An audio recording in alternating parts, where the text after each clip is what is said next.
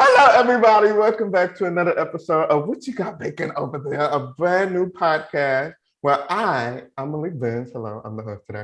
And I would like to interview a lot of guests, and the guests consist of people that I know or may not know, but sometimes people that I do know, I really don't know. But that's what this whole thing is for. I want to know their business, okay? So today's guest, we have a baker, a phenomenal baker on social media. I feel like her personality is out of this world and her cakes are out of this world.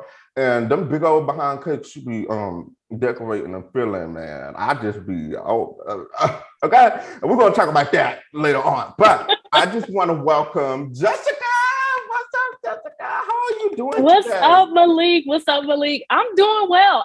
I'm excited. Like, I'm ready. I know it's been a while. Like, me and you connecting in this way, but yes. I'm excited. Anytime I can hear from you. Now, did you know this is our third time like doing this?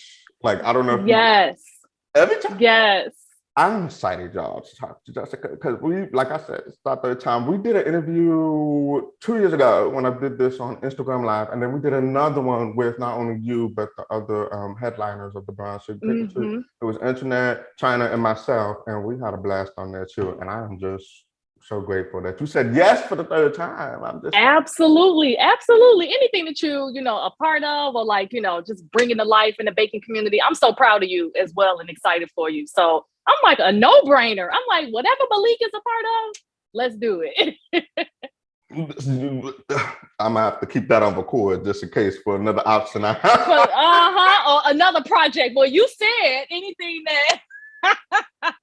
This is what you said, July 13th. Okay. Yes, so I need you to fly out to be here to. Now you're I don't know how you introduce yourself based off location. I say Houston. I live in a smaller area near Houston, but a lot of people don't know that. And also to protect my identity, I don't say it. But you're in Chicago. How is Chicago? How is the vibe over there right now? Same, Malek. I was born and raised in Chicago, but like you said, not to protect our identity. I feel like I do express that I'm located in a smaller town outside of Chicago. It's about 45 minutes to an hour outside of the heart of the city. Because most people, when they visit downtown Chicago, once you see the Willis Tower or the Sears Tower, they're like, that's Chicago. But the city is so huge, even the outskirts, the suburbs. So I'm in the suburbs of Romeoville. So again, it's some expressway time. It's about a good 45 minutes to an hour drive, but I represent my city. I service my clients in the Chicagoland area. So professionally, when I'm out, I definitely rep my city and say that I'm from Chicago, Illinois. Okay. For sure. Born and raised. Awesome. I want to go to Chicago so bad. Like I've always had that on my list. I think it's on my vision board somewhere. Yeah. And even some of the classes and stuff. Yep. Not to make that happen. I just want pizza and I just want to run into Oprah. You know what I'm saying? Yes. And that's all. But anyway. That's all.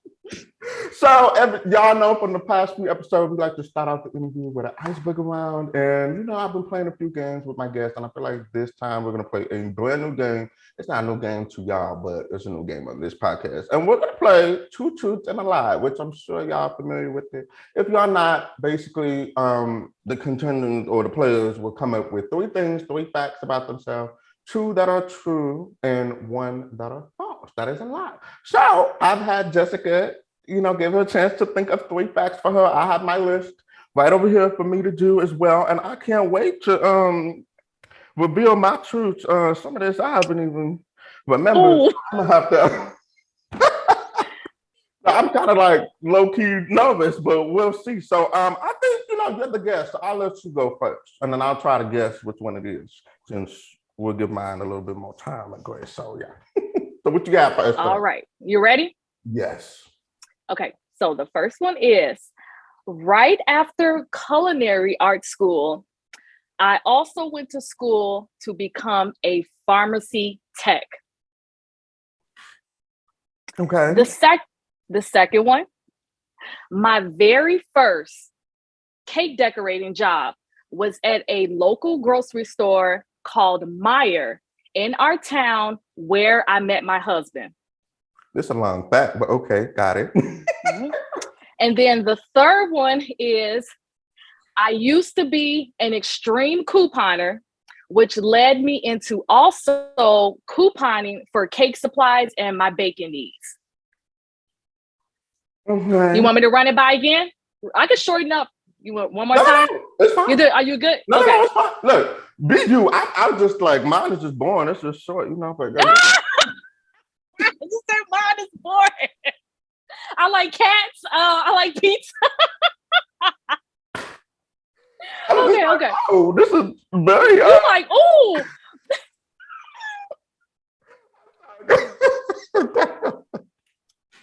Got it. So that was 3. Okay, I forgot. I don't know why I'm thinking it's 4. It's 3. So you said you was an extreme couponer. That was 1. Mm-hmm. You worked at a grocery store after culinary school. That was your first job. No, the first job one. That was your first job. Okay. Was and then what was the other one? The first one?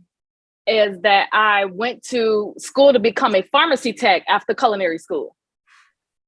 Okay, this is me and my strategic brain, and it may not work, but I don't know. The second one, I don't know if she would lie about her, like not her husband, but a detail with her husband in it though. So I'm gonna say that's the truth, and then the pharmacy tech or a couponer.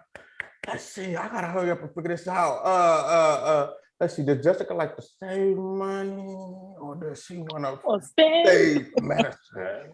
Money or medicine? What is it? Okay, I'm gonna say the pharmacy tech is the lie. Sorry, unfortunately, I did go to school to become a pharmacy tech after culinary school. Oh. Yes. So the lie was the grocery store that I met my husband at wasn't my first job. I actually started at Dunkin' Donuts and Baskin Robbins doing ice cream cakes. And that's why I made them harder. I be sharing on Instagram stories. So I do. Oh, when you said that part, I said first. Yep. Used to work at, but I'm like, was that her first job though? She got me with that one. And then but you were strategic though. You threw that husband in there. You're right. You was like, man, was she lying on us? Because I didn't want to be wrong. You said that part, like the first job part. The husband, the Matt, yeah. But then you said husband. I'm like, ooh, I can't do that. I can't. That's rude, man. Then she got me. Okay. Well, I guess it's my turn. Let's see what we can. All right. I'm gonna have to make it as long as Jessica. Let me see. Let's see how I can make this one long. Okay. In middle school, I learned how to play the flute. That's one. Okay. Number 2, I nearly choked on a fish bone one time when I was younger, at 7 years old. I'm trying to be like you. I'm just saying. I like the story. Behind it. Okay. The storyline. And then let's see. I cannot eat no more than 4 slices of pizza. Okay. So I'm gonna be strategic on this one too. Malik and his food. He don't play about his food. He don't like certain things. He be like, I ain't messing with it. So, but I don't know. Like, but food is life. I'm gonna say the lie is the pizza. You know me too well. I'm done. I can't do this. She got it right. You don't play about your food, and if you had a traumatic experience with the fish bone, you like, like don't be bringing that over here. I don't eat salmon for that exact reason. I'm like, I had salmon when I was 7, maybe it was younger, I don't know. But I did choke, and I was like, this fish tried to kill me. I am not doing this again. Nope.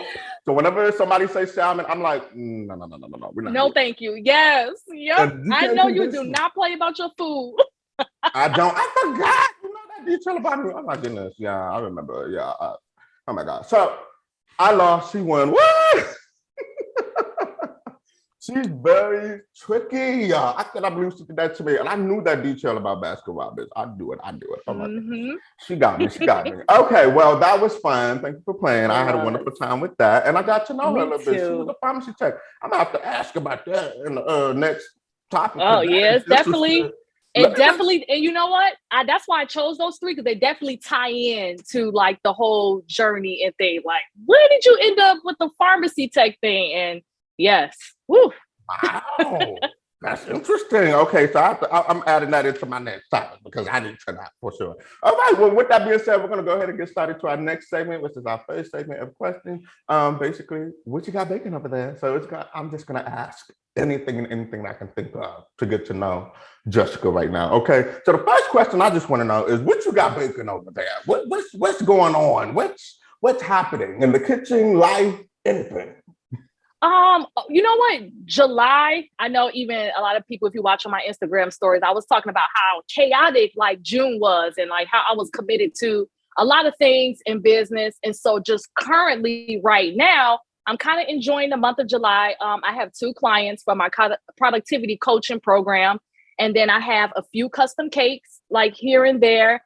Personally, I'm, working on fitness, health, nutrition, like in my way, just doing some of the hobbies and things that I enjoy. So I'm kind of detaching a little bit this month than what was just so busy, with me in business and personal life and JDS and, all those hats that we wear like in business. So July, currently what's happening now, I got my custom cakes, here and there, and I'm really kind of focusing, on me this month. And I'm actually proud to say that, as I definitely think it's important to, take care of yourself besides running yourself ragged in business. Yeah, for real. Like seriously, on your social media, I've definitely seen like not in a bad way, but I've seen a change on like your social media from like how I'm used to seeing you before. I've noticed you go to bed hella early nowadays, which I'm like, How? that, but we'll see. But I'll catch you in the morning. Yeah,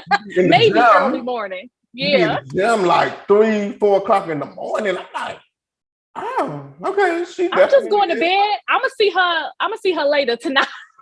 Yeah, for sure. Cause that's not happening. But definitely I've seen a change or a shift. That's probably a lack of a better word, shift in your personal life. And I feel like that's really inspiring. Like it could motivate me maybe, but because I would see it and I'm like, I could do that. But then I'm like, no, I really couldn't. I would have to.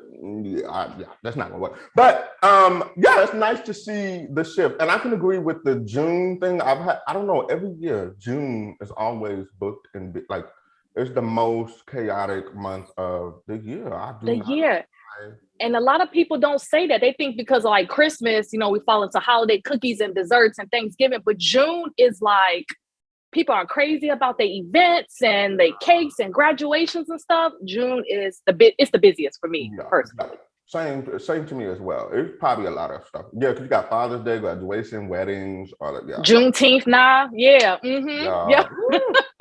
It's crazy. Okay, so one question I wanted to know about you, other than tricking me that you was at the grocery store in Baskin Robbins. How did you get started in the food industry? Like, what was the spark for you to get? That's actually a good word, is the spark, because I don't have the traditional story, with my grandmother, or we got some hardworking women, in our family for sure. Shout out to them. The spark is what's so crazy is that it was so vivid, like how I remember when I started actually my baking journey, or me just being interested in it. And it was in 8th grade. In junior high, it was a home economics class. The first part, we sold the pillow, and then economics. I never got loved it. Oh my God. Loved it. Yep. And so the second part was we were actually in the kitchen, learning how to cook. We were doing baking. And one Christmas, my parents bought me a cookie cookbook where like it had a bunch of recipes and things in it. And so my teacher said, why don't you just go ahead and bring the cookbook in and we can make holiday cookies and do a cookie exchange. And so that's exactly what we did. I actually have the article. I found it at my parents' house in the basement. Home economics is where like it began. And then after that, it stayed with me. So what I mean by stay with me is when I was kind of pivoting in and out, you need to be a teacher, you need to be a nurse. I come from a family of nurses. And my father was always like, follow your mom. She's been a nurse for over X amount of years. That way you can, she can teach you all the ropes. She makes good money. Cause back then, it was really, really, not taught, but just after high school, you're going to college, you're going to a university. And my dad was like, you need to go to nursing school. Your mom's been a nurse. She can teach you, you'll make good money. And then for me, I'm just like, man, what's up with these cakes? Like, I love foods, foods two in high school. I even did a program in high school, like my senior year in culinary arts, dabbling into the food and everything. And then I'm also like the baking and the pastries and stuff. So that's crazy that you mentioned the word stuck, because along the journey of me figuring out what I wanted to do and nursing and being a pharmacy tech and racking up thousands of dollars in student loans to go to school to be a pharmacy tech, because I was being steered away. I was being steered and thinking that I had to have this profession or this career that was just high in demand in the medical field. And I knew I didn't have it in me to be a nurse. So I wasn't going to tell myself to just go ahead and enroll in nursing school. And it wasn't in my heart. Right. So I settled for something in the in the medical field, which was a pharmacy tech. But during the time, Malik, pretty much the whole word spark is something that always stayed with me throughout my journey. It didn't matter like where I was at the time or where I was, what I was actually doing. Yeah. Great word, spark. I love that. Good. Look at that. I just used the right word. Okay. I'm excited about that. So that's good that you explained that, because I do have an extra question I want to ask within that. But before we do that, I'm glad you low-key explained the pharmacy tech, because that was my question I was going to ask. Like, where did that come from? But now that makes sense, that that was the medical field. Especially, I want to say now is the time that working in the food industry or doing your own business is more acceptable now. Like, especially like around this time. It wasn't. Back then, it's like it was unheard of. So I can like understand how like you was drafted into the way of like follow your mom's footsteps. And that's crazy. Shout out to your mom, because my grandma is a registered nurse as well. So What? Listen, I can't do what she do. That ain't happening. I've been in the hospital, like not in the hospital, but like I've been like visiting her job and just witnessing things, and I'm just like, that's no. You know what I'd be doing in this hospital? I would rather either serve the food or I would have to in and out. I don't know, open the door or something. I'm not doing, no, that's not for me. I can't do this, because it's a job that I it's a lot. do myself, and it's a lot. And what you were saying is like, you don't, and correct me if I'm wrong, you probably don't have the passion to work in the hospital, because I can't see it. And that's a lot to take care of people, and and shout out to all the nurses and all the doctors out there that can do it, because I can't do it. So, so I understand. So okay, another question came up. The pharmacy tech, like, where did that come from? Good question. Okay, so after I finished culinary school, I was happy being a cake decorator. You just mentioned that back, I don't want to say back in the day, but just some years ago, my parents owning your own business or being an entrepreneur, girl boss, all those terms now was, even for me, unheard of. My biggest passion, or even like my highest level of success, was just to decorate cakes. So if I was actually going into a bakery and just being the cake designer, that was what fulfilled me. So that's how I knew that was a passion. Now this boss, this entrepreneur, this is new. So I wouldn't even come in and say that this is what I've dreamt of, is to be that, that girl. I don't even want to say girl boss. I'm going to be professional and say entrepreneur, like someone owning my own business. Was never like in my whole vision. It's me just being in my space of decorating cakes. So while I was happy decorating cakes and things, I noticed all my friends graduating from colleges, getting, their big girl, big guy jobs and everything. I'm like, man, I'm just steady decorating cakes. I'm kind of moving around, Sam's Club, Meyer, Baskin Robbins, Wilton, local bakeries. I'm decorating. Everybody's still, in my eyes, progressing through social media. And so I was like, you know what? I felt like I needed to be at a desk in a big building somewhere. I had great friends that I was close with. Conversations come up about their profession and how well they're doing, how they graduated college. And I was like, okay, well, I'm not going to settle for nursing. It's not a passion of mine. I was like, let me do this, Pat. Let me pass these pills. Let me get in. Let me fill some prescriptions or get behind the counter at Walgreens. I'm like, I can do that. So I enrolled in this school to become a pharmacy tech. I was still decorating cakes. This is where all that time has elapsed. So when people say, how long have you been in the industry? And I say 16 years, that's because I was being a pharmacy tech. I was going to school to be a pharmacy tech. You know, me and my husband were dating. You know, I was traveling. I was still decorating in all of these places, perfecting my craft, and had no idea it would take me to get, you know, to where I am today. So I got into pharmacy tech school because that's what I ended up settling for in this whole medical field in my father's eyes. God. So unfortunately, I didn't finish. Something happened with cake where I ended up getting a great job or, you know, made more money. And I was like, I'm following this. I was like, I'm doing this. So I never graduated, but I did rack up some student loans. And that is like my only debt right now, is that I went into this school, racked up these student loans for a program that didn't have anything to do with my passion, but I was just so concerned about what was around me, my peers, my family. But as the time was going, you know, 8 years decorate, 9, 10, 11, 12, that's where I needed to be, you know, to get to where I am today. But I didn't believe in myself. Yeah. Wow. I didn't. Yeah. Yep. I'm over here just like, see, this is why I created this platform, because I'm like, I just want What's to really go? Yeah. Yep. And that was a big thing, like a big pill to swallow, no puns intended, but you know, that was good. For real. Okay. Yes. That's It was really some real. interesting. Yeah. Wow. Okay. Every time I hear the word pharmacy or a pharmacist, I'm like, y'all literally drug dealers, but legalized. You know? Pretty much. Yeah. Yeah. They get all the good stuff. Yeah. Okay.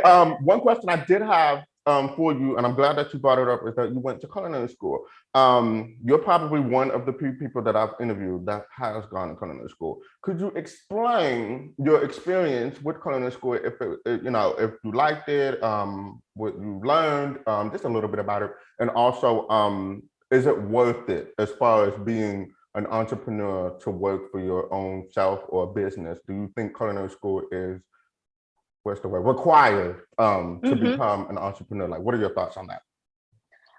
You know what? When I got out of high school, I thought that like, man, like culinary school is going to take me to where I needed to go. But I was so clear on my vision with this whole cake and cake decorating thing, is that what steered me away from even continuing my education and like actually getting more into the foods, that's what steered me away, was that we got into the sauces, the knife cuts and everything. And that I was like, oh no, I was like, where's the bacon side? So when like, for those who don't know, I went to culinary school too, so I can relate to everything. Yes, you making mashed potatoes. I'm like, I paid to bake, not make mashed potatoes, even though they were good as hell. But you know, anyway. But yeah. Yes, the soups, the sauces was killing me. Bechamel and all the nice. I can't remember most of them, but bechamel is probably my favorite. So that's what. Yep. And then we had our knife kits, and I still have my chef coat. I still have my chef hat. I still have my white aprons from culinary school, my chef pants. And so I did it. I went, and then that vision was so clear. I was like, yeah, I need to get in this bacon side. So I got into the bacon side, and then I was doing, you know, desserts, but then we started going into pastries and doughs and croissants and pies and pedophores and pot au choux. And I was like, I want out. Where's the cake? And the reason why I felt that way is because I didn't want to be called a pastry chef. Like, and so I even cringe now. So like one of my clients asked, she was like, Jessica, how come you don't want to be called chef? Or how come you don't say that you're a pastry chef? And it intimidates me. And those people are amazing. There are pastry chefs that are classically trained in the kitchen with some of the most amazing chefs from all over. So I wouldn't even try to portray that I get into, you know, all types of doughs and, you know, and then you'd be like, well, Jessica, I thought you was a pastry chef. I am totally fine saying that I am a cake artist, cake decorator, and a baker, because I know that that's what lights me up. So when I need to go in there and show you what, you know, what needs to be done, that's my area. That's, you know, that's where I advance in, and I wouldn't try to portray myself in another area of the culinary industry where I don't, you know, I wasn't too interested, you know, in it. I didn't want to become a pastry chef to work in a restaurant or in a kitchen or anything. I just had this vision of these little bakeries, you know, not specifically my own, but just working for someone else and just decorating cakes. But once that vision is clear, it's definitely much easier later down the line about what you want to do. So I didn't want to keep fooling myself about how passionate I was about an area of the food industry or the culinary industry. So I knew that cakes was what always stuck. Now, as far as saying, you know, is culinary arts school like worth it, or do you, you know, I'm going to say, yeah, I wouldn't even steer anyone away and say, no, YouTube University and things like that, because I know how I felt and how it lit me up when I got my knife kit, when I got my chef coat, and the amazing chefs that has trained me to be who I am today. So it's a preference though, you can kind of do the self-taught thing, but that self-taught thing, you can have the YouTube universities, the online tutorials and things, but it's solely you teaching yourself. And I think it's great that there are amazing chefs, schools, institutes, junior colleges, even some of the other larger culinary schools that will help you get to where you need to be. So I wouldn't even say that I don't need to go. If it's a passion of yours, which it was for me and lit me up, definitely go for it. Yes, totally agree. I totally agree. Everything. Yeah. Because like, because I kind of low key, like, I remember getting the knife kit. I felt like I was on top of my shit. I was like, I wrap my stuff in pink tape because you got all the students, so you have the knife. They teach you all. Yeah, they teach you like classically trained. It's an amazing experience. So I think it's like when people do kind of say, no, you don't need it. Because it's like, you could think of it as like a quick fix. Like, okay, I skipped culinary school. I'm going to just go online or Pinterest and find this recipe and do it. But some of the things still stick with me with some of the amazing chefs that have taught me. I still have my knife kit. I still have my apron. And if it's a true passion for you, like do the process, do what you need to do. Yes, to enjoy it. Yes, I just like asking that question from people who've gone to culinary school, because there's so many people out there that are thinking about it. They're like, do I need to? And it's like, I just say yes and no. It's like, you don't have to have that background or experience to do what you need to do, especially in this time and age. But if you want the experience, that's what you're paying for, the experience to know and learn a lot of stuff that you will not find on Google, like just probably. And then you're going to be tested. Written tests. It's not even just physically, learning your knife skills and things like that. It was a lot of written stuff also. So that woke me up. I still have my books. I still, I still smile because I know the feeling of when I went to culinary school and how much joy it brought to me. So yes, amazing. I'm glad you answered that question. You just knocked it out. Just took everything out of my mouth. That is amazing. All right. So now I'm gonna ask another question. I like to switch some things up a little bit. I don't know how it's gonna be weird because we went from culinary school to this question. But do you have a favorite holiday? This is a good one. Yeah, because I will actually talked about it, but I don't know if you had more than one. So I was just like, but if you have a favorite holiday, that's fine.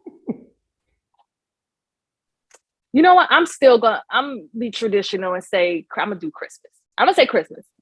The reason I got my niece Nova is here. She's 3, and so our holidays are a little different now. Yeah, shout out to Nova. Our holidays are a little different now. She lights up. She's opening gifts now, and she just to be a part of the family. So besides like opening up the gifts, the reason why I love Christmas and bringing my family together, it's the food. The holiday, just us coming together. Everyone is just so happy and delighted to be, together as one. Yeah. So I split my day though. So sometimes, like when me and my husband first started dating, his family would do Christmas Eve and they will open up gifts. So this is why it's my favorite holiday. So we would do Christmas Eve at his parents' house, and his mom would cook. We would have the food and everything, and they open gifts at midnight. So we will all gather together and they'll open up gifts at midnight, and then everybody go to sleep. So ain't nobody got to wake up early and be like, it's time to do X, Y, Z. Listen, I've never had that experience to wake up in the morning to open presents. Never. We've always opened our presents at midnight. So whenever I'm like in school, like talking to kids, and I'm like, I open my presents at midnight. They're like, we have to wake up. We have to go to sleep and then wake up. I'm like, this is just torture. Like, what do you want? Like, that is just where I've never had that feeling. Like, even still to this day, like I go over by my mom's house, go with my sister, their gift, and they're literally watching the clock. They're like, it's 11:59. So where y'all at? We're trying to open this up. So that's so crazy that you said that. It's like the more we speak, the more I feel like I'm related to you. So let's do a DNA test after this. Okay, pretty much. Okay. That is. But so yes, fun. It was Christmas. It was Christmas Eve for his parents' house, and then my parents' house was Christmas Day. So even though it was split, it was nice that I was brought into a tradition, with his family, because especially us dating at the beginning, of our years. So I was like, okay, this is different. I'm like, we open up at like 9 or whatever, but Thanksgiving, 4th of July, it's a lot of cooking involved and a lot of desserts and things, so I'm doing a lot of cooking and everything, but I love that, like, and you also being thoughtful. So it's not always about the gifting, but I feel like that when I am shopping or getting in the hustle and bustle of things, I'm thinking about my loved ones and, something I know that they would like, or not about if I'm getting anything in return. It's just knowing that I'm able to, to make them smile and just have everyone together. Yeah, it's the thought that counts, definitely, for sure. I totally agree. Do you have a love language? What's your love language? Oh, acts of service. Please, acts of service. Oh, without a doubt. That comes up in therapy. That comes up in therapy every week. Do something for me. This was a little intimate, Malik. This is a little intimate because it can kind of feel like, oh, well, Jessica's so giving and, she gives advice in the community and things. But on the other side of things, I need something done. Like, yes, do for me. I do. Yeah. Yeah, because words of affirmation, hey, we speaking about things. I speak positive affirmations to myself. I meditate.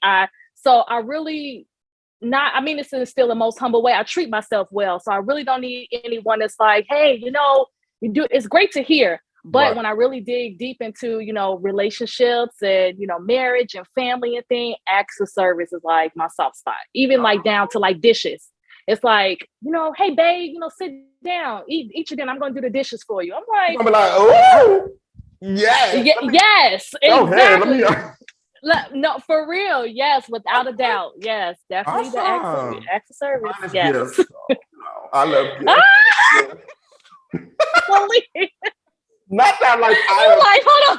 It's just that like I do things for people. I do lots of things for people. I'm a giving person. So when someone thinks about me to give me something, I'm like, no, this is not how it's supposed to go. Like, it's really weird. I have a hard time accepting gifts, and I'm learning to accept it now more and more. Because I'm just like, I don't want you to do for me. I want to do for you. That's just what I like to do. So it's like, yeah. So I think that's why I'm like, yeah, you have a gift for me, whether it's $5, like a gummy bear, something. I'm be like, it's for me, like nobody else, like this is. So yeah, I love that. So yeah, I'm glad I brought that up because I think so that's amazing. So if you around Jessica, make sure you open the door, wash the dishes, do something around here. Do something, right? That's it. So, moving on. Okay, I guess. Yeah, we'll ask this one. What is one thing that instantly makes your day better? Ooh. Act of service is one, but I guess specifically like true. I'm gonna go a little spiritual on this one, and only because like during this time I mentioned that I was kind of working on myself. I think, if you believe in higher power, universe, but it's me personally spending that time early in the morning, my morning routine with God. It sets the tone for the day because I can have this big ball of chaos in my head about what I need to do, who I need to be, time, be on time, deadlines and everything. And then when I sit down at my desk and I have, my Bible open or I'm watching a sermon on YouTube, I'm taking notes and I'm showing gratitude about each and every day. Just being here and being thankful, for my business, my family, me, my health. I feel like it sets the tone for the day and I can just go about my day. But I have to feel like I have to put in that time, with God. And lately, I feel like that it's a shift, and it's definitely something that I want to be able to speak about and not just say, oh, when I'm in the kitchen baking or anything. But my morning routine, spending time with God, definitely sets the tone for me during the day. And I just know I'm gonna be well off. Whatever comes my way, I know that He's with me, and I'm gonna be good.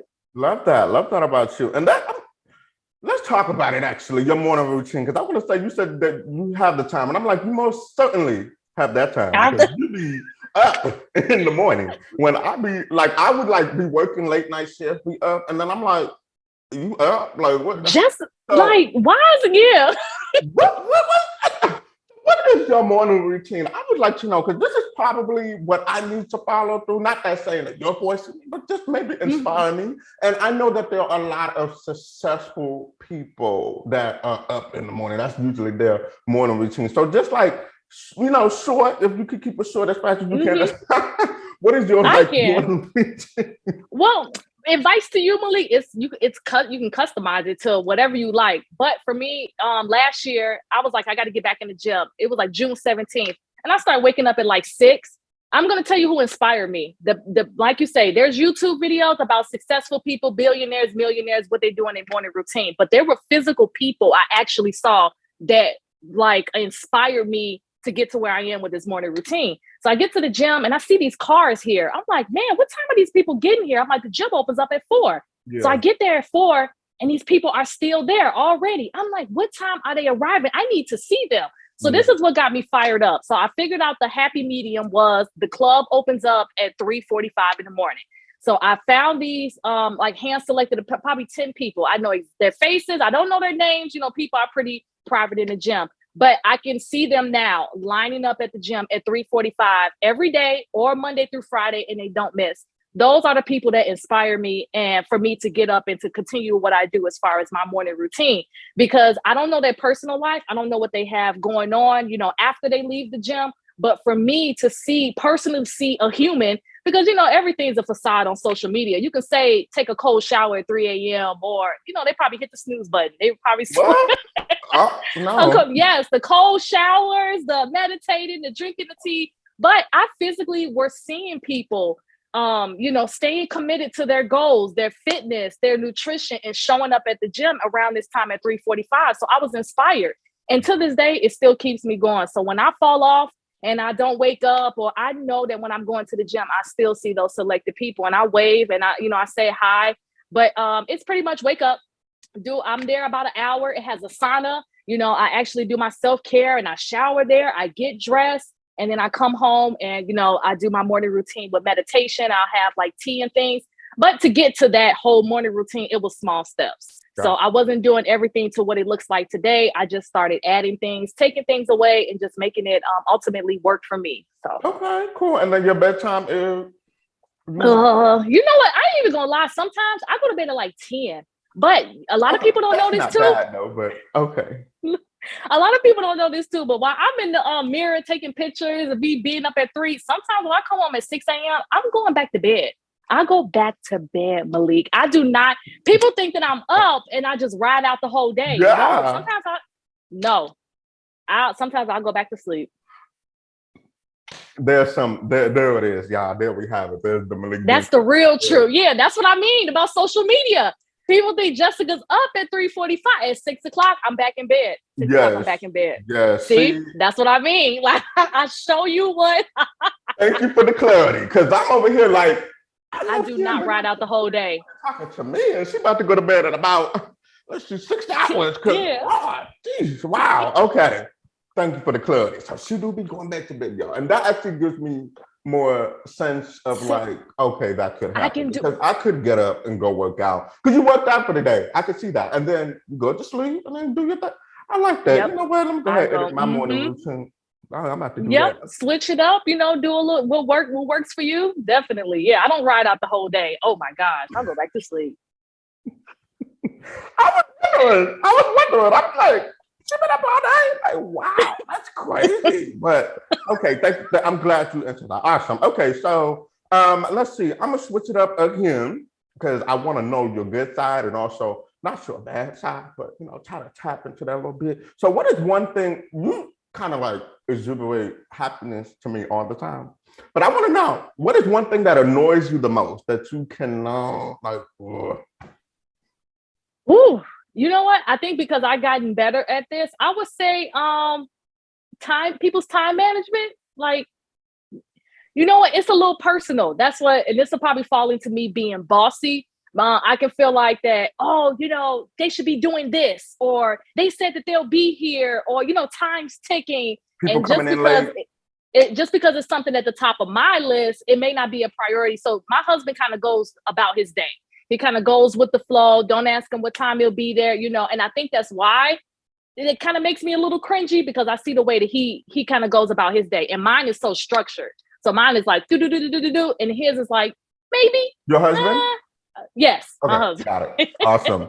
Dang. Okay. Well, I mean, I can see that because you do have a culture program that is about productivity. I can see how that falls in there. And we were talking about Yes, that, you but see. yeah, totally understand. I guess so now I will make sure anytime I touch down in Chicago, or anytime I gotta do it too, I better get my ass there on time because I don't have time to walk into the event and see Jessica just like, now you know we talked about this. What oh yeah, the photo. Now what now why are you coming in late? I'll be like, look, you'll never believe what Look, happened. it was just yes. Well, Yep. you know, that's something we like to say.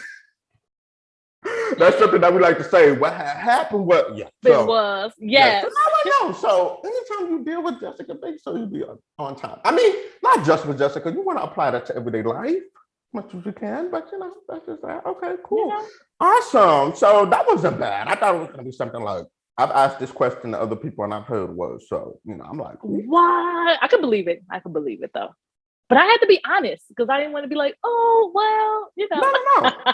Please be as honest as you can. I mean, like, I love that. Okay, and okay. So since you're an artist, because I look at you as an artist, whether it's cake or anything, you're very like creative in what you do. What would look better or appealing to the eye if you could change one color of it? And this is anything in life.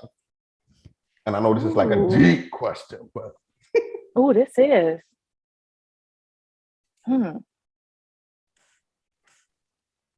Okay, say that again. I think I got it. Yeah. What is one thing or one item in life that would look better or appealing if you could just change the color of that? Oh, well, I really don't have. It wasn't an item. It was more like a season. It was a season. Okay, I would say. that's fine. It could be anything. That's fine. Yeah. I would say winter. The Ooh. season, winter. Only because I'm in the Midwest and we do experience, you know, a lot of snow, a lot of dark. You know, it gets not too much sunlight. You know, seasonal depression. And I don't like to fall into like that category or that season of, oh, winter is coming. Let's be sad. Let's be, you know, and I guess that depends on, you know, well, you can move to another state, Jessica, or other states have, you know, sunshine all year round. But for me here in Chicago or just Home. thinking about like everyday, like, yeah, home. I just wish that it was a little brighter, like, you know, just winter. And again, that's just going to vary from where I am. But currently where I'm living, you know, seasonal depression is really big. You know, winter months or even January after the holiday, January, it's kind of dark and it's gloomy. We got fitness goals, business is slow, and it could be a tough time. So I wish there was a little bit more brightness to that area of that time of year, December, January, February for business and personal life. Okay, cool. I like how you went with that. That's nice. Me, it's just money. You know what I'm saying? I would like money. You know, I would like my money to look like Monopoly. You know what I'm saying? I want one. I just you like so funny. Okay, I got two more questions for you before we get into a deep conversation. So, for me, I view you as success because you have done so many things that it's so many wonderful things that I've seen you done on Instagram in your life. How do you like define success in your words? Freedom. Freedom, all I need. Sorry, Beyonce came in. Listen. Listen. Freedom. I literally thought the same thing. Like freedom, oh my God. When you're free, and this could be mentally, physically, financially, even emotionally, yes, because you're not detached. Yep, freedom. Only because the reason why I say freedom is because I couldn't say the word money is because, you know, just being a little transparent. There was a peak where I did reach it or it was going great. And then it, you know, money comes and goes. So I couldn't attach that to myself as being because it was such a roller coaster.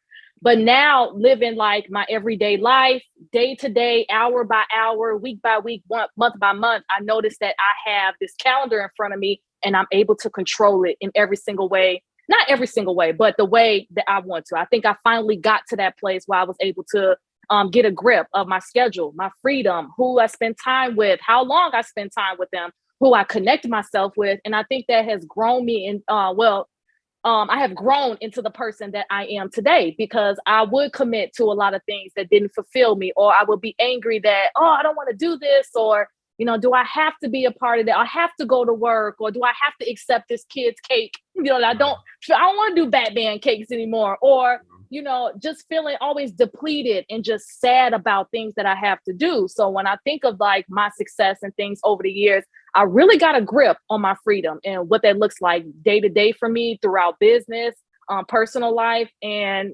yeah, I would definitely say freedom. Awesome. I love that. And I 100% agree, 150% agree. Okay. So other than your business, you've also launched a brand new project recently. You have a productivity coaching program where you help students, I would assume they're your students, basically trying to be more productive in their business. Why don't you talk more about that and how people can be interested? Okay. So I started at the I had launched my website and I had business consultation calls that was listed on the website. And I noticed that I was getting a lot of DMs, like a lot of generalized questions about business. And I'm like, these little minute voice messages on Instagram are cute. You leave about a few of them, they'll get back to them, they'll speak to you, and then they off. I'm like, but some of you guys need more. You need more than these little 1 minute messages on Instagram. And so in January, I actually started taking courses on, becoming a coach, getting my platform, my website ready to have like a productivity coaching program, how it began, some of the thoughts and things that I went through starting my business and like what direction I wanted to go. So for me, I was like, you know what? I still want to do my cakes. I still had my video tutorials, but I was kind of over the tutorials. I was like, you know what? The ones I have, they are still very much so valuable, but I still wanted to help my community. I still wanted to help others in the industry with more extended time and more structure.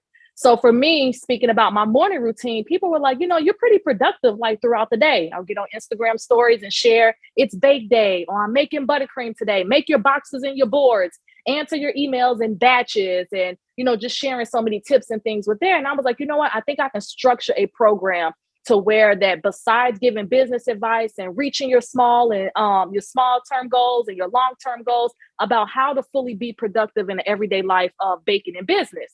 So I chose that word productivity because I ain't gonna lie, I feel like I'm a reflection of being productive throughout the day. So, we'll clap in the morning, even though she goes back to bed. I would toot my own horn on that one because it's a very selective word. So why can't you just say you're a baking and business coach? But like the word productivity is drawn into me because it's who I am as well. I could choose another. I feel like yes, you niche down. So that's what made it different as well, is because I can talk about how you can be better at time management. I can talk about how you'll need to do some other things earlier in the week because this is what it looked like for you at the end of the week. So once I got, everything together, the website, and I was like, you know what, it's time to launch it. I still had to educate my audience on it. And I think that that's really big with sharing any new business venture, video tutorial, teaching, coaching and things. In our industry, it takes a little bit for, you got to warm up people a little bit. You just can't be like, bam, I have this program, come enroll and, be a part of it. So I feel like over the years, I have been nourishing my audience about sharing some of the things that I do in business. And that's what got people that were interested in it. So it was an extension of what I do in my business that'll help them propel to where they will be, short term, and then what it'll look like for them in long term. So the productivity coaching program is on the website at jessicasdessertstudio.com. I am accepting applications for next month, which is August. And the application progress is just a few questions that I ask you to make sure that we're a great fit. You may not like the bubbly or time management or productive Jessica. You may need a better structure. You may need somebody that's a little bit more intense, or even just my approach on coaching you. We just want to make sure that we can work well together. And it's a 1-month program. We meet twice a week for 1 hour on Google Meet sessions. You get homework assignments. I pop in your DM about how to engage with your audience. But ultimately, it's catered to you and your business. So it isn't a cookie cutter program where I'm working on social media with you the whole month and you may not have an interest with that. You may want to build your clientele or get more orders. And I can teach you that throughout the month and then even extend it. So just because it's a 1-month program, don't think that you are locked in just for that 1 month. I teach you how to continue on, with your success in your business after the program ends, and we still keep a great connection and you still have me as your coach. Okay, love that. So y'all better, if anything that spoke to you or gave that spark, You said, Check the description down below for where you can sign up for. And this is every month, like you'll have a new enrollment period. yep. Mm-hmm. All right, Yep. I might beat y'all to the punch though, so I'm out there. We'll see about that, baby. I always got to get something worked on. I don't know. But yes, I'm happy for that. Okay, bonus question that came through because I just remembered what happened that you achieved. So you've had a lot of great things happen in your business, including working with one of the biggest companies in the world, Nelson Massey. Okay. Are you allowed to talk about it, or like, you know, how was that experience? Like, I felt like that was amazing because this production was like on fire. Like, I just how do you be choosing the words like production? Because that's what I was going to go into because that's how I got the gigs. But you wanted to finish your. No, go ahead. I'm done. Yeah. Okay.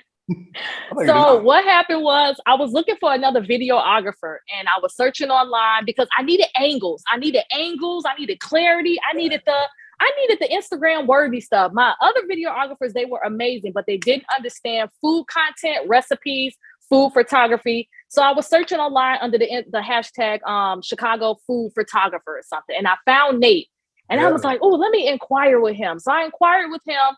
And he was a lot of money. I ain't even gonna lie. I love me some Nate. And we being transparent, you know? So all the things were business. But Nate was an investment. And I was like, you know what? I'm gonna do it. I was like, I feel like he's gonna get the shots, twisting and mixing and music and transitions and things. Yeah. So I was like, and that was my big girl. That was before the coaching program and the free website thing. Nate was one of my other biggest investments with JDS. So I went ahead with him. We spoke and I got in the kitchen and I did my thing. And he was just like, you know, he's used to longer shoots, like 8-10 hour days. And I wrapped it up within like a couple hours because I was practicing. What? No, I'm saying, come on now. I'm just happy for real. Yes. Yeah. He's used to long productions, long days, you know, ordering lunch and, you know, chatting. I'm like, we can finish this up, you know? So I've learned too, I'm working with other people as well. And that's what they do in their day-to-day life in food photography. So after I finished working with Nate, he worked with Nielsen Massey and it was like, we need a cake artist. We need a baker in the Chicagoland area. And Nate lit up and he was like, oh, I know someone. She's amazing. She does. I know she'll be able to nail this shoot. And this is due. You know, I'm continue to toot my horn in the, you know, in this interview. But I'm gonna do it for you. You know what I'm saying? Yes. Damn. That was my practice of previous video tutorials showing what I can do in the kitchen. How, and you know, people, you do mess up. You do stumble over your words. You may stutter a lot of ums and things. But it led me up to this moment to where Nate was speaking about me. I was nowhere, you know, in a whole nother room.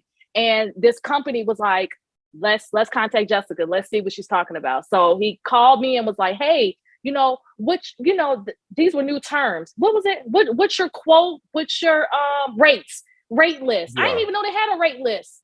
You know, and I was like, rate list? Yeah. So this is where too, it's important to, besides we talk about cake pricing all the time. Know your prices, but know your worth too. Know if you were to be on set, how much you would pay yourself per hour, transportation, hair, makeup, nails, wardrobe, shoes. I include all of that inside of my whole rate thing. I visualize me going there to and from, my gas, me eating. I include my breakfast, I include my lunch, and I sent the rate over, fully detailed with the invoice, and they accepted it. Wow. So they got it. I mean, they got the money. You know what I'm saying? Yeah, wow. Over 100 years, right?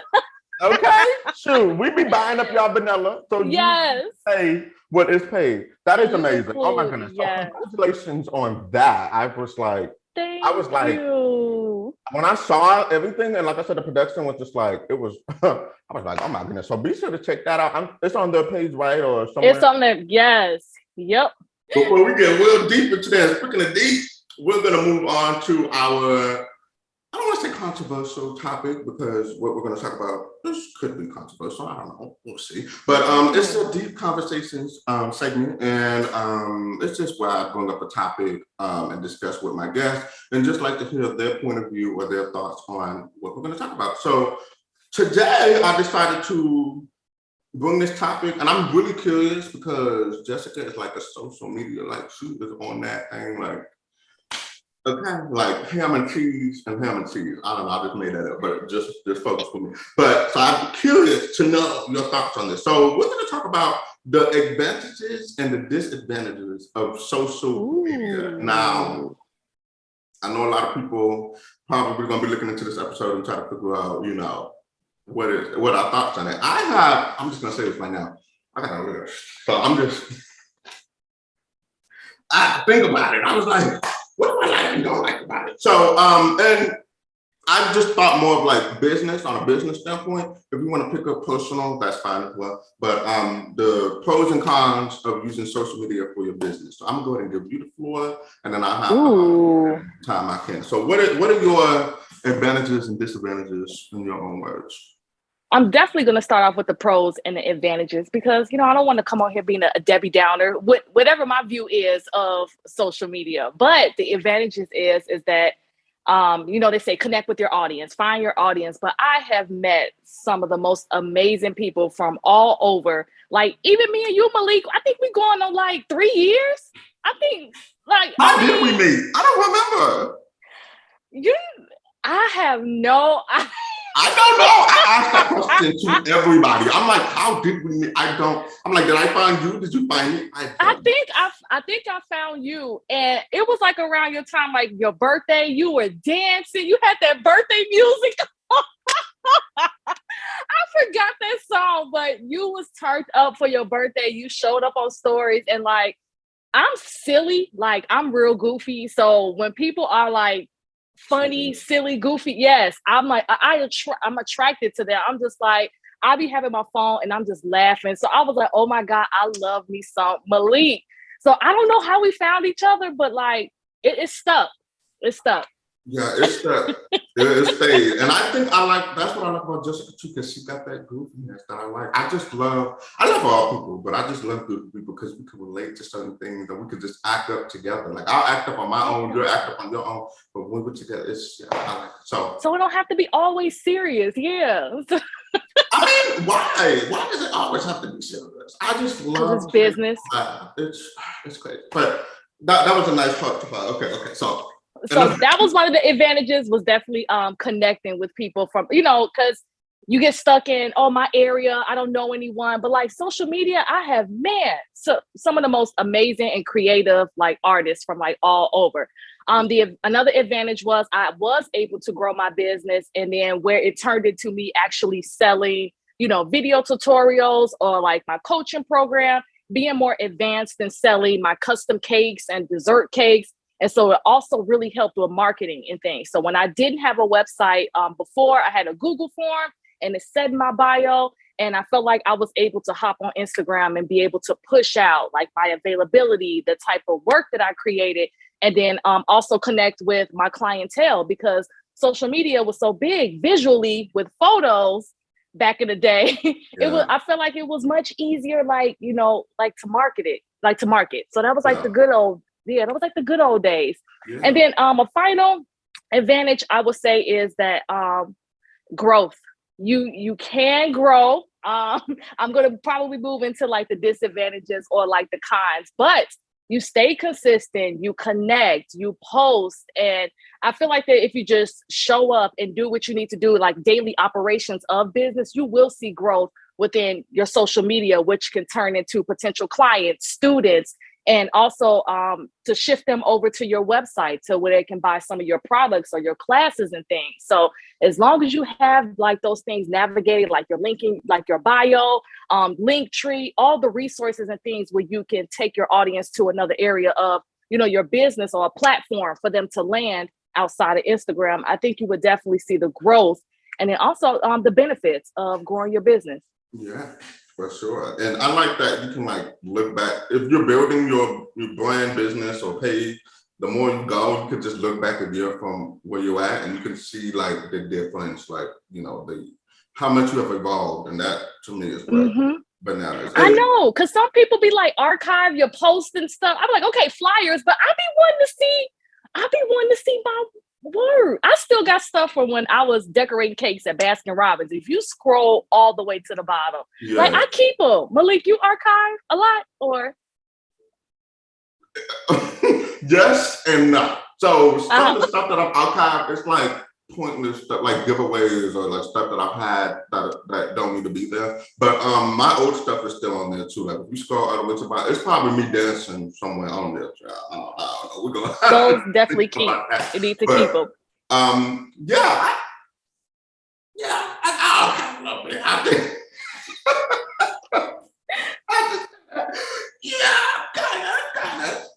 One thing that I do remember about you, especially when you said grow, I remember when you posted them videos of you decorating them big behind cakes and they were blowing up. And I'm like, I think that made me notice you. I would want to say that.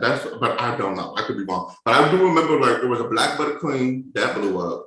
And then it was like this big old like cake that was like huge and you're filling it with strawberries. And I'm just like, and it just keeps. Oh my goodness, like, wow, she's packing on pounds. So it's like, I do remember that about you. So yeah, your growth definitely has, and right now your page is like, she got a whole brand going on, like each story is together. I'm like, I don't know, you really be putting on posts together and taking your time with that. Even the text, like on the side, I'm like, I'm just so bored, just put it right here. You're like, here, just right in the middle, just, yeah. She like, her attention to detail is like out of this world, so. Thank you, Malik. Thank you. Yes, of course. So what are some of your disadvantages on social media? I'm a little salty about this, but I'm still I don't want to discourage anyone about like the cons and everything, but you don't got control over Instagram. You don't own Instagram. It's not yours. And so if Instagram was to break down or I do feel like they control your growth. So even though we follow all the rules and the changes about the reels, the hashtags, the captions, call to action, all of the things, and we put in all this work for this reel or this content we're creating, and we know it's going to hit. We like, not that we're striving for it to be viral in a sense all the time, but we want it to be seen. We're like, we're showing up, we're doing all, A, B, C, D, E, F, G is checked off, and we post it. And it's crickets. And we like, what the heck? I got the caption. I feel like it was educational. I feel like somebody was able to relate. People can laugh. Like, where's everybody at? And the amount of time you put into that video, like thinking like, this is going to be good. Because I've had those moments too. I'm like, this is going to be a good video. And I'll post it. It's like, they're like, where y'all at?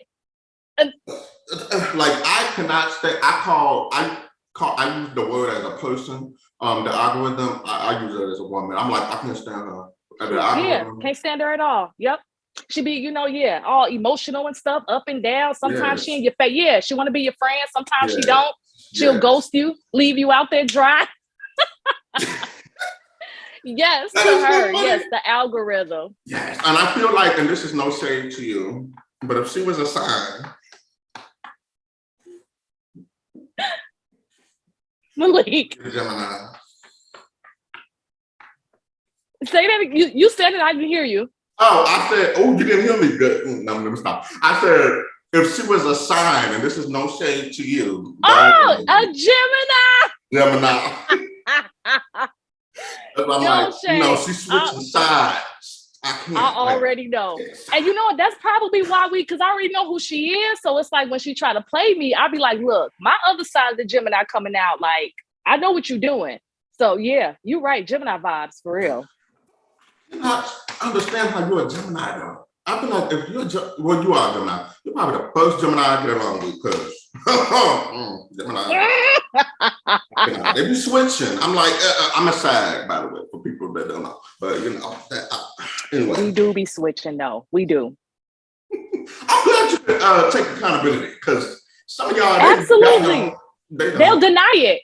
They'll deny it. Oh, I'm like, there's two sides for sure. Why I think I like Jessica because Don't even try to play me. Just be like, I know who you are. Like, yeah. Are you a May Gemini or a June Gemini? I'm a June Gemini. Early June Gemini. I'm like, the start, yes. Most Geminis I know, they're in May, and I got to stay away. Anyway, but yeah, any other disadvantages? I didn't want to cut you off because you have more. Oh, no. You know, I guess it's the control thing because I can kind of feel like you said, it can be control. And we feel like that not whatever we put out, but when we put the time and the effort into creating something that's like a day in the life or a skit or something that's funny or educational, we like, this should hit, this should be it. And we pay attention to our growth. We see a lot of people in the community that are growing, that, that has their time to shine, where it's like 2, 3, 4, 5,000 followers like within a week. And so I think that's like my biggest disadvantage, is like the control. We don't have control over Instagram or social media and things. But another disadvantage that I experienced was I had a violation on my account for a year due to some music. Right. Yeah. So what happened was, it was a reel that had some music on it, and they asked if I would have permission to use it. I'm like, yeah, y'all provided the music, so I had permission to use it. And it was a copyright infringement, so that I had a violation on my account for a whole year. So Malik, I had got on Google. I was finna hire all the Instagram gurus, because everyone was telling me, Jessica, you need to post more content. It needs to be valuable. You need to do this, this, and this. Somebody asked me to send them $500 so they can check the back end of my Instagram account to see why I had this violation. Talk to all the gurus. And so what happened is that I accepted some music that, from some music, whatever, that the Instagram provided, and they put a strike on my account. So I feel like that hindered my growth a little bit. I don't care what anyone says. Like, I didn't heard it all. But what was so funny was, after the year that I got the violation, the day after my account was cleared, I got monetized. I could start getting paid for reels. I'm just like, what the heck, Instagram? And you can't contact them. I mean, I tried, but I didn't. Yeah. So like, the disadvantages, I'm a little salty on that end, because I've experienced, like, I felt like that I was hindered a little bit on like my growth. And you pay attention. So people are like, oh, don't pay attention to the growth or the numbers. You're still, very helpful in the community. And I understand that as well. But I would be lying if I just sat up here and told you that, like, yeah. Okay, I forgive them. I'll be salty to pass me the pepper, because I'm very salty. Shout out to Nikki. But no, that's really messed up, because it's like, again, you put all this time and effort to do one thing, and there's one innocent little like thing, just music, and that's another thing that's very confusing with Instagram. I don't know if any other social media does this, but you supply me the music. Why are you copywriting what you're supplying me? You're acting like I went outside, like on a third party, and just put it on. Like, I'm using what's in the app. And that happened recently. Like, they started taking down videos that were copyright. Like, they did like 5 of mine from like the past 2 years. And I'm like, the past. And that's what gets you. That was the video was like over a year ago. Yep. And they think you're not paying attention. So you just hit, I accept, you guys let me use it. Next thing you know, Yeah. So I just advise people to try to do voiceovers. Don't even, not even voiceovers, but sounds or something. Because look, Instagram is getting ready to just take everybody's page down, and they can't do mine, because they're gonna have to count their days after all that time I put on my page. Okay, move on. So, anything else you like to share? For you? No, I don't want to get too. Yeah, it was just the control, and then I just elaborated on my experience of what I think was unfair, I guess you can say, and how you can't really get a grip on, the whole Instagram thing. Yeah. Okay, cool. Well, I love that you shared that. I have a whole list. I'm just gonna just run through. That's what I'm just gonna do. We ain't got time to elaborate, but I have to think about it. And a lot of people may not think about it when they use social media for business. But my take on advantages for social media, like you said, you can reach a large audience or a connection. You could connect with a lot of people on social media. You have a direct connection. Not only you can reach to the large amount, but you have a direct, so you can like discuss, communicate, or share with them directly. You can create organic content, definitely for sure, because there are new trends popping every day. So, you could be first. You can build your brand, and also build your portfolio. Now, when I was in college or high school, I remember building my portfolio, and I literally used that as like if you had like, I don't know, like if you're a fashion designer and you have a book and you're showing your design, like that was my book, So whenever I did jobs or went to job interviews or like college, I was like, yep, this all me. This all me. This is all me. And you would impress people all the time. So you can definitely build your portfolio. So any minors out there, or like, that want to become a chef or a baker, do like me, start baking, start decorating, take pictures, and build your page. Because you could send it, email it, or whenever you meet people, you could just pull it up. Because it's really hard to carry a book or pictures or anything. Yeah, that's the smart way. Marketing, definitely market a lot on there. I need to do better at that, but I'm learning. And Jessica should be marketing, but heck on her page for real. Like, oh my gosh, I keep buttering up, but look, I just have to because it's a lot. This is who y'all need to pay attention to if you need a guidance for sure, because I should be on now. Information spread fast. If it goes viral or 10 people, it spreads fast. Access to international market, so you can hit that area if you want to sell or reach out to anybody. You can increase, Jessica just said this, increase your website traffic. You can do that, put your link, and Jessica be doing that, okay? I'm learning. Opportunities for remote employment for me or other people. Yeah, that's a good one. Yeah, because I am a type of person, like I just did it the other day. I was looking for a private chef for a potential vacation, and I was like looking on Google, but somehow Google don't have a lot of like. It's a little stale. It's a little stale. Little scale, especially when I'm trying to look for. And it's very. But you get on them hashtags, you go. Listen, so you do all you have to do is hit the hashtag, and boom, you'll get all you need to get. So. Definitely look for employment, and then for me as well, because I've gotten opportunities from hashtags like Candy Buzz. She found me, and I don't know how, but use them hashtags. And a good tip: hashtag your business, like foster, like hashtag foster by Malek Benz, hashtag Jessica Dessert Studio. Yep. And put that on everything, because when they click it, they can see again your portfolio. Okay, and it's low cost and effective unless you're paying ads. I try ads. It's a lot of work. So me too. I wasn't really, yeah. Nah, I don't. My mom is good at it though, because she's making like at least 5 figures on her business just from ads, and I'm trying to figure out. I'm like, Mama, doing that. Like, come on, yeah. We're trying to look at that. And final thing, which is potential to make it a source of income. So you can get monetized, you get a brand deal, you can get sponsorship, you can get all of that stuff. And I love when I get that stuff. I'm not trying to not on horn, but but do that. and then yeah, my horn is like anyway. The disadvantages that I have that I think can be an effect from social media, it can get addicted. It really can. Oh, that was a good one. That was a good one. Like, let's be honest about to like manage your time, because one time, did I tell you I was on my DMs for like 5 hours one day? I didn't even know. 5 hours straight. I didn't even know. I looked at the clock. I was like, I'm going to spend 30 minutes. And I'm like trying to get all the messages out. And it was really hard because, you're getting messages out. They come back in. They come back in. At the time. So I'm like, how do I go back up and back? And it's like, look, I can't do this. So it can get addicted. And I'm like, and after that, I said, never again will I do that. That is not happening. I was like, I'm sorry. I used to be that type of person where I need that number to be 0. But if it's 2,300, look, I tried. I can't do it. Let me be basic, right? So it can get addicted. It builds fear of missing out because you be watching too many people. FOMO. Mm-hmm.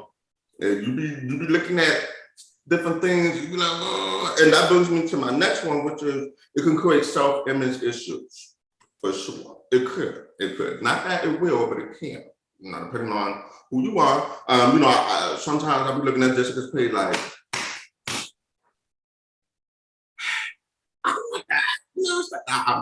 not too deeply, but I do have that enviness a little bit, just content. And yeah, those were good, Malek. Thanks for being like transparent about it too, especially the addicting part. Like I love me some Instagram, and I could be scrolling like for days.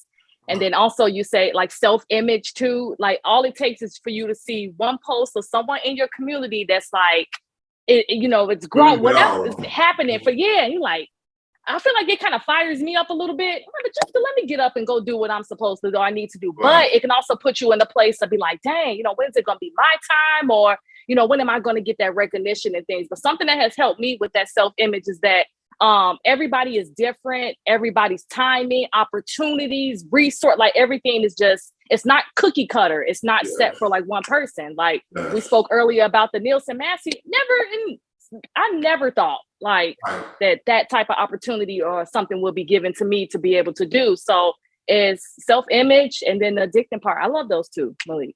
Thank you. See, I'm very analytical. You know, I just be trying to do my Yep, you got to. And also to piggyback off of the self-image, I talked about it in my stories the other day. I'm like, social media, people love to look at that, and I'm like, you gotta understand, that is online versus reality. We only see most of the time the positive or the most, proficient times of our lives on social media, whenever we're announcing something or whenever we hit a goal, whenever, and sometimes people are vulnerable. I'm one of those people, I don't mind doing that because I like to be real. I like to show people like, this can happen. Relatable.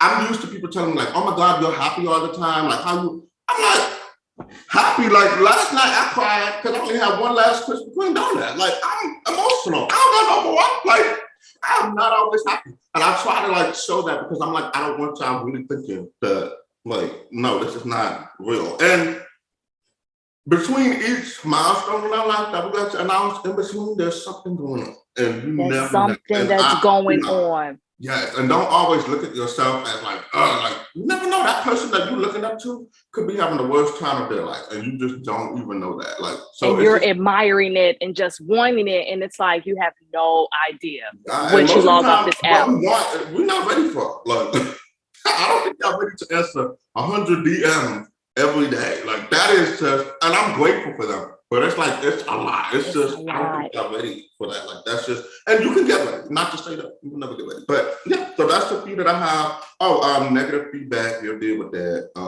Like the trolls.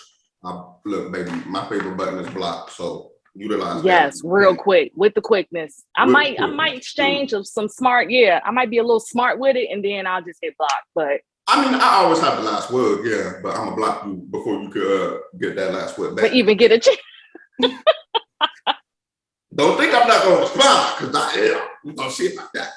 It could change your lifestyle habits for sure, like negatively and positively, so kind of. And then it builds exposure to your competitors. That's basically what Ooh, you're right.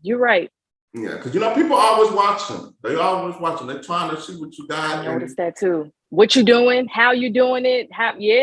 And I'm that type of person because I like to start. And Jessica's one of those people I like to start to get some inspiration and motivation and be like, okay, what she got going on? And it's just like, oh, that's nice. Okay, well, I don't ever like copy. Like I just start, get inspiration, get ideas, and then move with it. So so if you ever see me come out with a coaching program, thank you so much.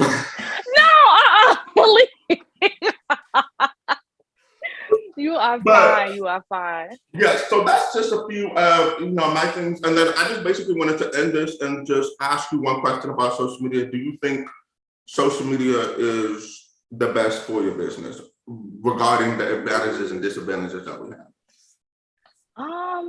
You know what? I'm gonna say yeah. And the reason being is because I think about it now. What do we see? A lot of people on their phones. You can just look, our people watch too. A lot of capturing moments and photos, day in the life and things. And what we just spoke about a few moments ago was Google search. How the Google searches are dry. When you get on Instagram and you type in a hashtag, you are going to be so amazed about the talent that is out there locally, in different states and different countries that'll be able to fit, what you're looking for. So, I mean, the website is cool and great. You got to send them over there.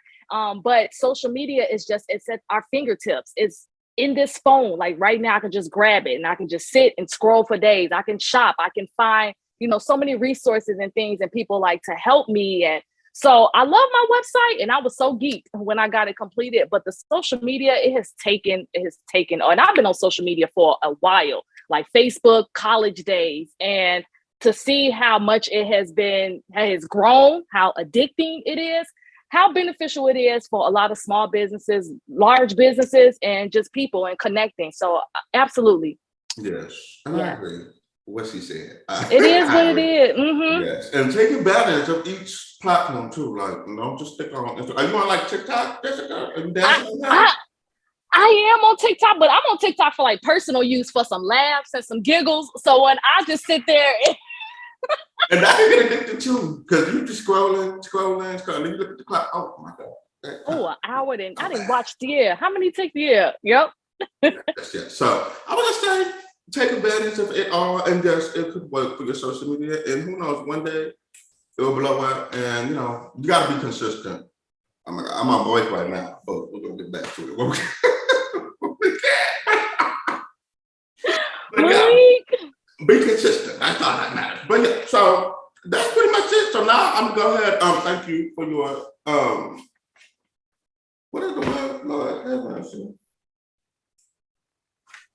anyway, thank you for your take on the deep conversation. There was a word I was trying to think of, and I don't know what happened. But anyway, now we're gonna be moving on to another segment that I like to call Create a Shout Out, which I'm really curious who you're gonna shout out today, because there's so many people that you could have shout out.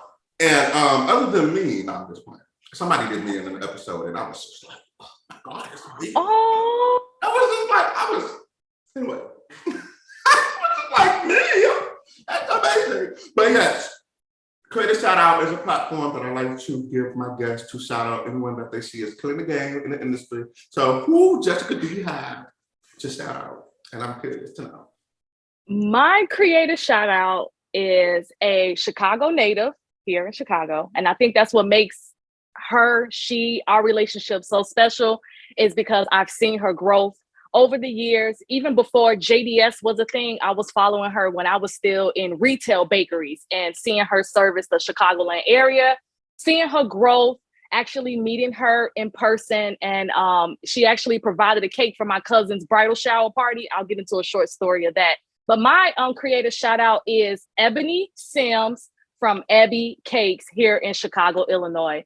And that is Ebby, EBI _cakes, KACAKES. Let's do it again. Let's do it. Spelling bee. Your word is Ebby Cakes. Ebby, yeah. Ebby Cakes out of Chicago, Illinois. That's Ebony Sims, EBI _CAKES. Correct.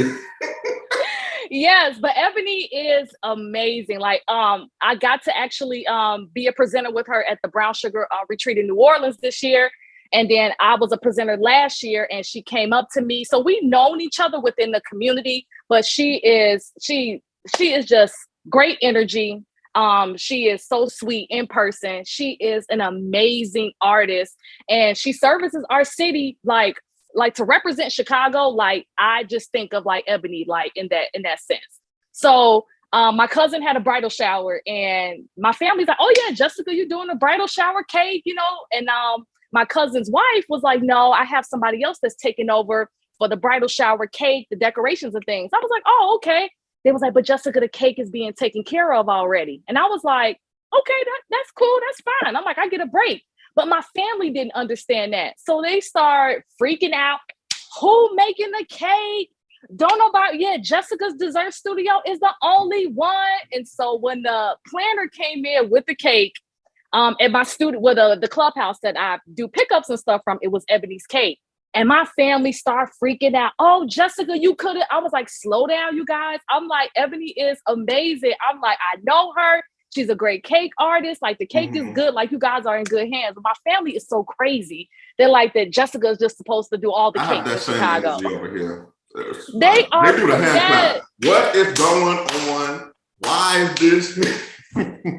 Who is this? Like, we don't know her. I was like, calm down. So we haven't had the conversation, but she did design my cousin's bridal shower cake. Because her wife is a really big supporter of Ebony and has ordered cakes from her for years. Same as like my clientele. So right now, Ebony and I are headlining for the Brown Sugar Retreat for next year. And she had an amazing presentation this year in New Orleans about paneling, like for fondant and things. So to see her growth, to see her showing up, like we even spoke about social media and how a lot of things, you know, it's a lot of work, you know, showing up and being consistent. But it has been gas for her after the retreat, like to see her pop up on my feed, you know, showing her fondant paneling classes that she has, her private one-on-one classes that she has in person. And then also she made a post today expressing and speaking about her growth from 2018 when she was a presenter at the Brown Sugar Retreat till now that she's headlining in 2023. And so she is truly one of Chicago's finest. And I'm just in awe, and I'm, very blessed to even know someone just as amazing as her and talented, and to call her my friend from our home city of Chicago.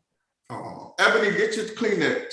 Make sure you go wipe it, because that was nice. I like that. Oh my gosh. Well, shout out to you, Ebony. I have met her in Vegas for a paper too as well. She's amazing. Oh yeah. We went to go eat. What did we eat? We ate. Did you eat with Antoinette? Yeah. Yeah, we were acting a fool. I really was. I'm not gonna lie. Because I'm very picky, so that was whole. Yep.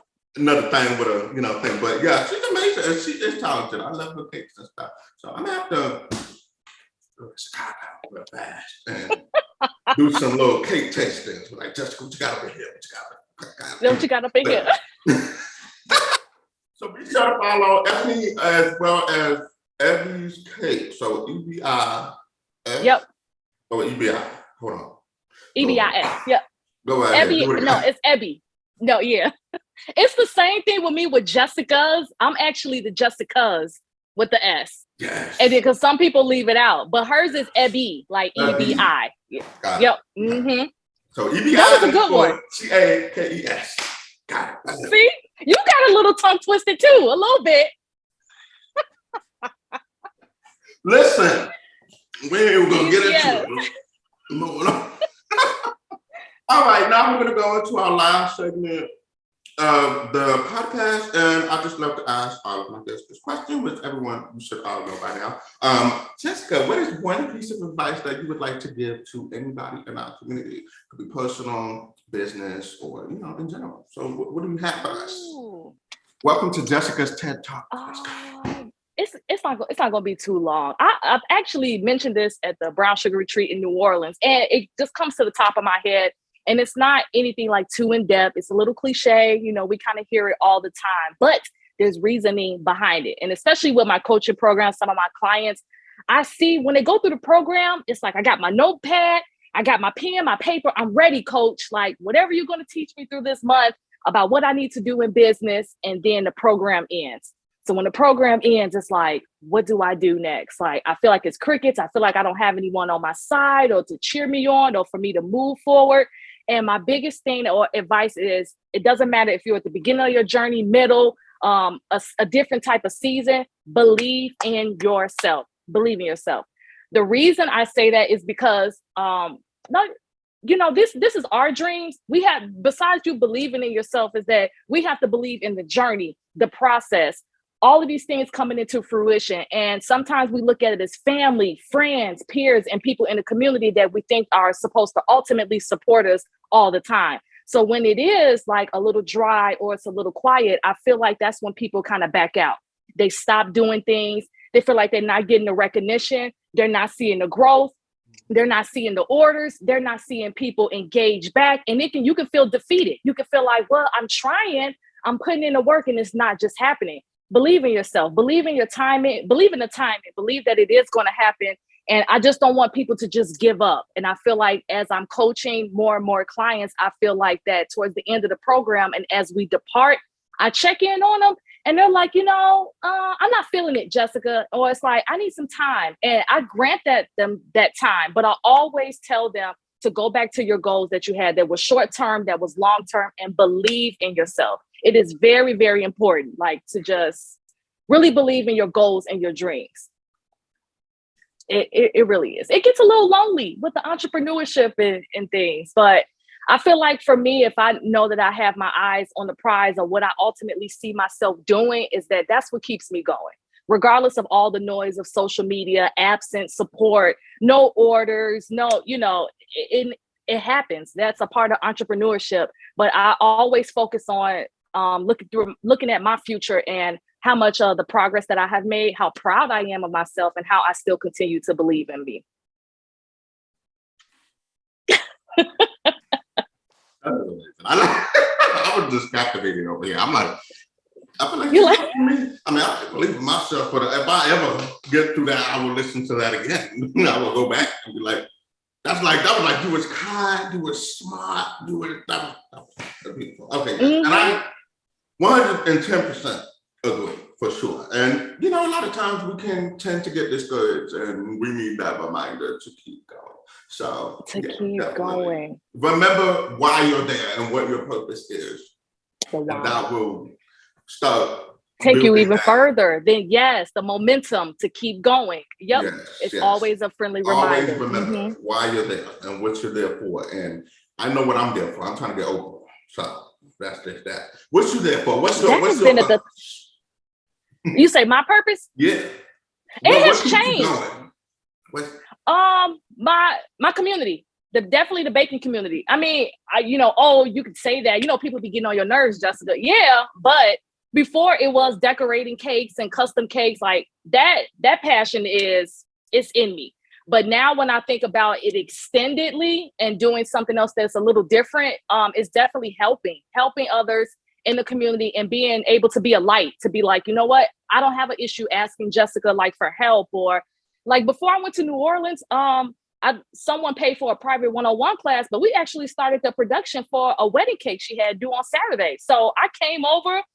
I drove about maybe 45 minutes to an hour to her place, and we baked all her cake layers. I showed her how to prep her pans, wrap. We made all her buttercream. She had this 5-tier wedding cake, and I did not hesitate. When she said, Jessica, I need help. She was like, I got this cake due, and I don't even know where to begin. I said, I'm on my way. I said, I'll be there next week. I'm like, you can't come to me because I was booked during that time, but I felt that natural energy for me to be like, you know, the passion is there, the baking and the decorating.